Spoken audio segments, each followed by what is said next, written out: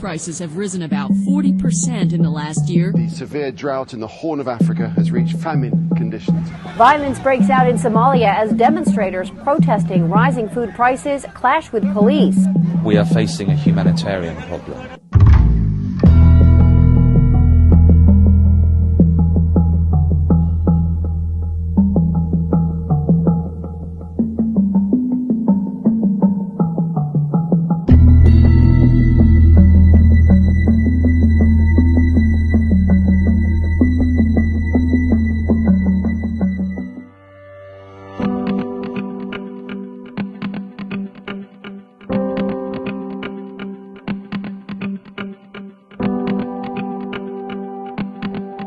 Ever heard about the food security? Well, if you have, you know how the show starts. You might be wondering what food security, and yet I am Chau Yi Xin from the Group 4.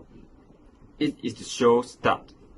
In this presentation, you can learn how the step of optimizing with food security with the food supply chain, determine the relations toward the food supply chain in Malaysia, and identify the factor toward food security and the food supply chain. What is food security? Food security stands for when there is food security for all at any time, there are practical and economic opportunities sufficient saved. Food security also defines household food security as the ability of all people's family members to get enough continue to eat over time and live an active and healthy life. Other than that, the food supply chain is also essential in this world. It consists of several steps and operations which include food processing, distribution, consumer handling, and retailing. Malaysia has over 100,000 local farmers contingent upon rice creation for their vocations and a lot all the more working in the rice-related industry.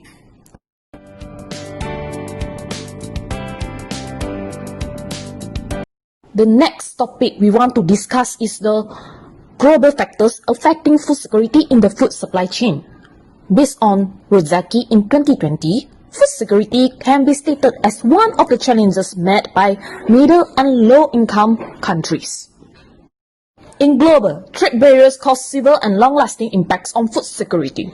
Relationship marketing involves interactive relationship and network development, maintenance, and conservation between supplier and buyer. This helps to establish a closer relationship between good buyer and supplier. Furthermore, climate change. Climate change affected food security levels in the food supply chain, like extreme weather events in Horn of Africa, Southern Africa, Central America, and Pakistan. Next, food waste alone causes 10% of greenhouse gases. Not only that, food loss and food wastage are also playing the role in food supply chain. The food items that do not meet standard quality at retail and manufacturing will not be used. The flow of food will delay and may not be reached on the hand of the consumer. The role of government and the public sector can be the critical point for the food supply chain. Food price stabilization policy increases the access of food onwards consumer, especially in staple foods such as rice. Moreover, political stability and economic growth are in danger of a state when food security is unstable. Why food security is so important in Malaysia to maintain self-sufficient level SSL? This is probably because people lost the ability to purchase food, especially people that have a low or average income. They tend to spend the major part of their income paying the bills. Okay, let us watch the video about the heavy impact of COVID-19 on the agricultural sector and the food supply chain. Under the COVID-19 pandemic, America's food supply chain is experiencing disruption. The U.S. food industry relies heavily on human labor to move food from harvest to market, and is only as strong as the people who work it. While the U.S. Department of Agriculture assures the public that the American food supply is strong, resilient, and safe, the chain is at risk because its workers are at risk. Let's take a look at the different parts of the industry that have been affected during the pandemic. Growers are experiencing unprecedented workflow disruption. Farmers have been left with fewer distribution options, given the reduction in demand from traditional buyers such as restaurants, schools, and hotels. Growers are having to figure out how to adapt. For example, selling wholesale doesn't work for a consumer without a need for a 10-pound bag of onions for onion rings. Crops planted earlier in the year are either getting left to rot, plowed back into the field, or composted. Unpurchased milk is getting dumped. With reduced processing plant capacity and no place for the excess animals, some farmers are euthanizing livestock. An excess of crops and meat without buyers leave many farmers wondering how they will stay in business. Food bank donations, normally an available option, have strict protocols in place. Growers must meet packaging requirements by the FDA and USDA, and for many, adapting to a new model comes at too high a price. The current reality of the supply chain makes it difficult for a producer to shift the distribution process. As production plants and crop farmers look to the government for financial relief, another sector, food processing plants, are also feeling the stress of the pandemic. Across the country, meat prices are now up as much as 25%. A growing number of major meat processing plants are closed because of coronavirus. Meatpacking plants in particular are a hotspot. Workers are susceptible to outbreaks of COVID-19 because plant environments can be incubators for viral spread. The cool temperature at which meat is kept, close proximity of workers, and the physical exertion required for the job are all contributing factors. Worker advocates are fighting for more strict sanitation protocols and PPE. But with sick workers off the line and others afraid to come into work, gaps in production widen. Despite President Trump's executive order to enact the Defense Production Act to keep meat processing plants open, dozens have had to halt production and close shop. Packaging is facing its own production woes. Many manufacturing companies rely on facilities and source materials from overseas. With coronavirus closures, production and shipment delays have been hard hit. The sustainability aspect of packaging that was a focus for many companies will likely take a back seat for now as consumers prioritize their health and safety. Many cities and states across the nation have banned reusable bags, fearing the spread of COVID-19. With demand shifting towards packaging for grocery and e-commerce purchases, manufacturers will need to reassess where their materials are produced, as well as how food is packaged in a post-pandemic world, focusing on food safety. Once the food is properly packaged, it must then make the journey to retail. While there is some debate over whether a shortage of truck drivers exists, it is increasingly clear that the current COVID-19 crisis is adding pressure to the transportation industry, as they do their part to keep supply chains running.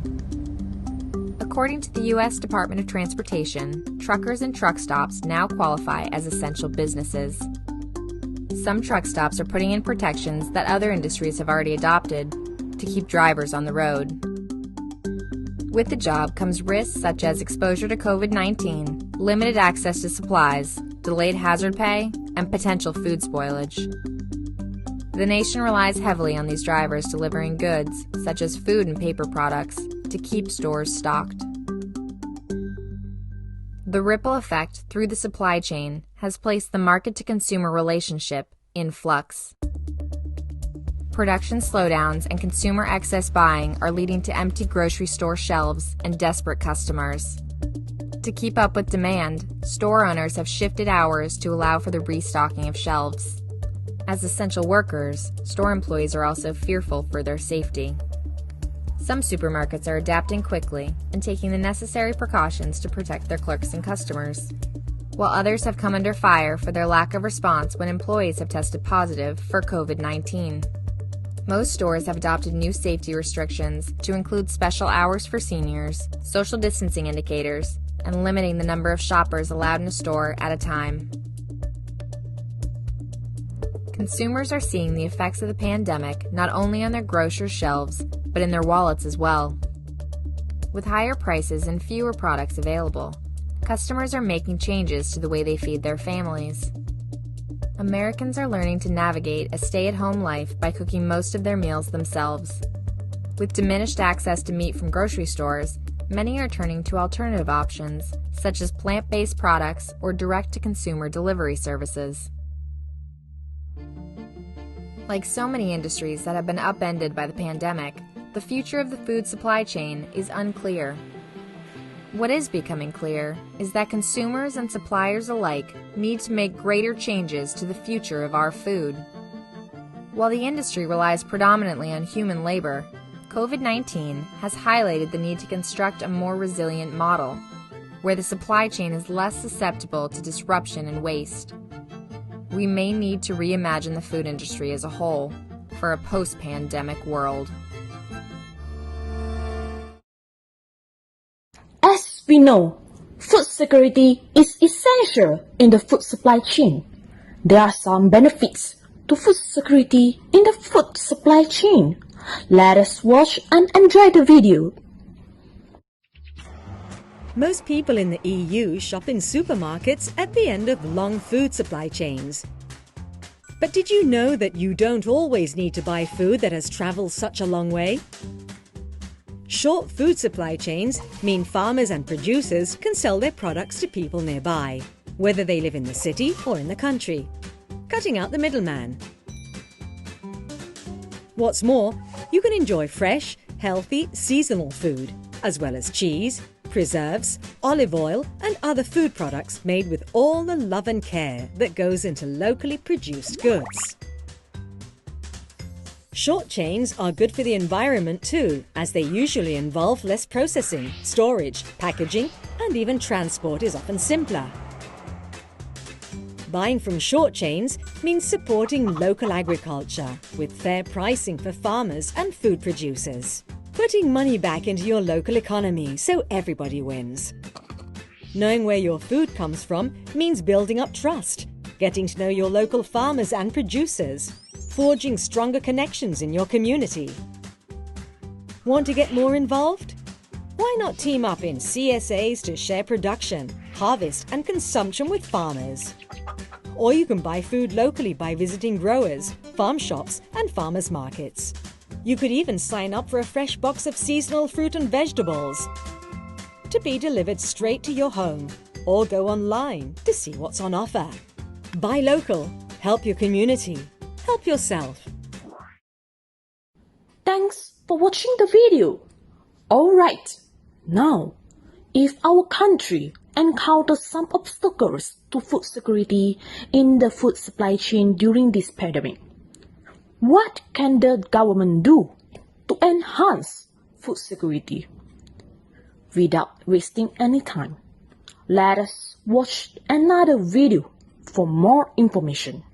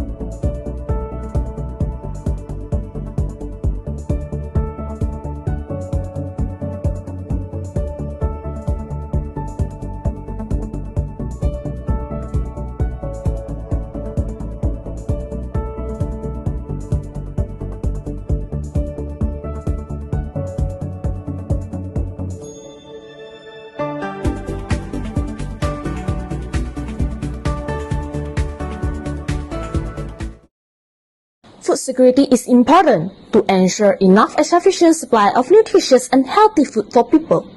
With enough and sufficient food will help people achieve their daily nutrient requirements.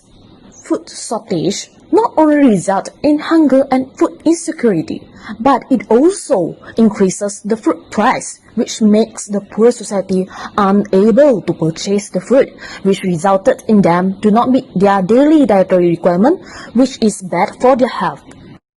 During the outbreak of the COVID-19 pandemic, the Malaysian food supply chain has been heavily disrupted due to the MCO application. Even though Malaysia can be considered as a food secure nation, we still depend heavily on imported food. Due to this limitation, import foods such as rice that supplies from our neighbor country cannot be imported into our country. Some of the help that have been provided to the Malaysian population during this MCO is the distribution of food by the government welfare department. Besides that, our current Prime Minister Tan Sri Muhyiddin Yassin also provides funding for about 1 billion ringgit to ensure that there is enough food supply for all Malaysian population. Future recommendation. Furthermore, we hope that the government strengthens the legislation and policies regarding global trade and market to ensure longevity relationship between other countries in terms of food security. Next, the government can also provide an incentive for the farmers to improve food security and the food supply chain. Last but not least, we can choose fast-growing crop seed such as spinach seed so that there will be a continuous supply of spinach for the Malaysian population. Even though Malaysia have been considering food secure nation, there's much work that needs to be done to make sure that there's stable availability. Hence, the Malaysian population can access nutritious and healthy food. Thank you for your attention. Have a nice day.